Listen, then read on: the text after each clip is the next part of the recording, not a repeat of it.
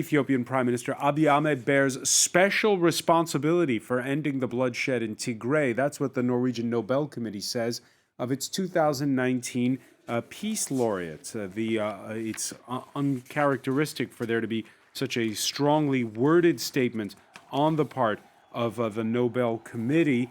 The Prime Minister has recently made dialogue overtures with the rebellion, freeing key political prisoners. He's also been called out, though, over the humanitarian blockade of Tigray.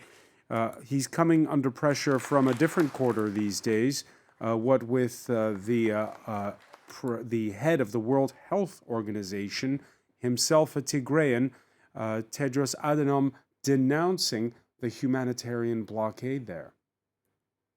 And that's so dreadful and unimaginable during this time, 21st century, when a government is denying its own people for more than a year food and medicine and the rest to survive.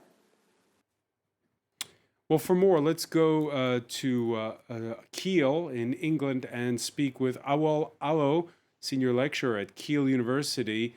Thank you for being with us here on France 24. Thank you for having me. What's your reaction when you hear the head of the World Health Organization, himself a former Ethiopian health minister, denouncing the government? Yeah, he was a former health minister. He was a former foreign minister. He's also ethnic Tigrayan belonging to the community that is currently facing a siege and a major humanitarian crisis. The fact that he is now the Director General of the World Health Organization doesn't mean that he does not feel the pain that people feel. But I think also it's a responsibility on his part at this time of global pandemic to call on the Ethiopian government and the international community to provide access to basic, hugely needed medical, food, and other supplies. The situation is simply unacceptable, and I think anyone with a conscience should be making those calls on Ethiopia and the rest of the world. Now, we have started to see perhaps the beginning of a thaw in Ethiopia. There was, over the Christmas period, the release of several key activists who'd been jailed under the state of emergency, including one opposition leader, Jawar Mohammed. Your reaction to that? Are we beginning to see the premises of some kind of dialogue? It was a very important gesture on the part of the government to release these political prisoners. I think it is important to point out that these people were jailed in the first place as a result of a politically motivated decision on the part of the government to remove them from the political space so that they do not pose an electoral threat to the government. A lot has happened since they were jailed in July 2020. The country went to war, major destruction, and there are significant calls on the part of the international community and also people in Ethiopia to address Ethiopia's long-standing problems through a political process, through dialogue. Now, the government is saying that we are releasing these individuals as part of an effort to hold a national dialogue process where various stakeholders will come together and help Ethiopia move forward. The problem is that the government at this point seems to have ruled out the possibility of armed groups participating in this dialogue process. Now, if a dialogue process is not inclusive, it is not credible, if it is not comprehensive, it cannot hope to address Ethiopia's complicated problem.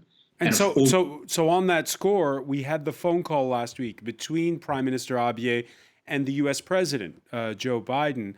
Do you get the sense that the Americans are keenly aware of what you're saying there?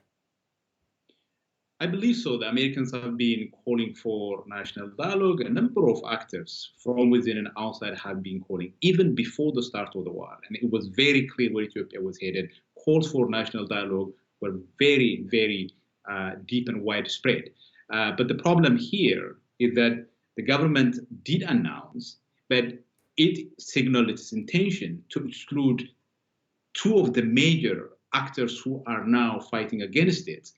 And this is the issue that has led to this major crisis, including humanitarian crisis, political crisis, security crisis the country is facing. By excluding these actors, obviously you cannot hope to conduct an inclusive, credible dialogue that helps resolve the country's problem. And also, you cannot really create the kind of security political condition that is necessary for people to come together and have that very critical, very difficult conversation about the country's future. And that's why it's really important for actors to call on the Ethiopian government, on the fighters, to reach a comprehensive ceasefire and then move towards this national dialogue process to sort out the underlying political issues. Yeah, because the biggest problem, Awol Allo, you'll agree, is that for more than a year, neither side seemed to want much dialogue.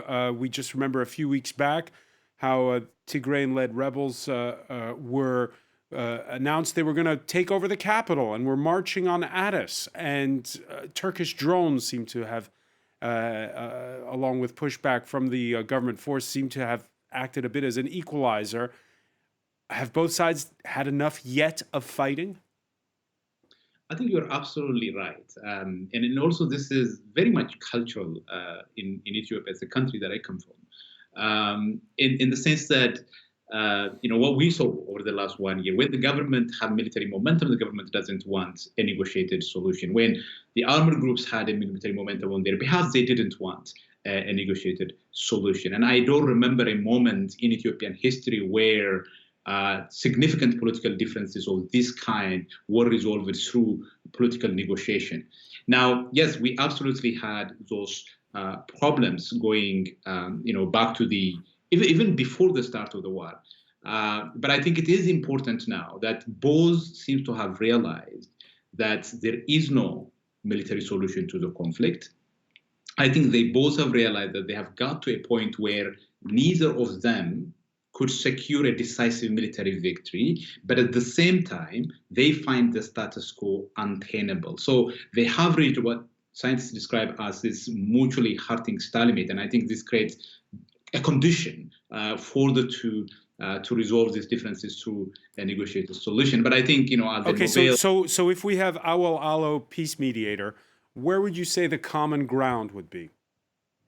And I think the first thing to do is to resolve the ongoing military conflict through a negotiated solution. And it is possible to do that, by the way.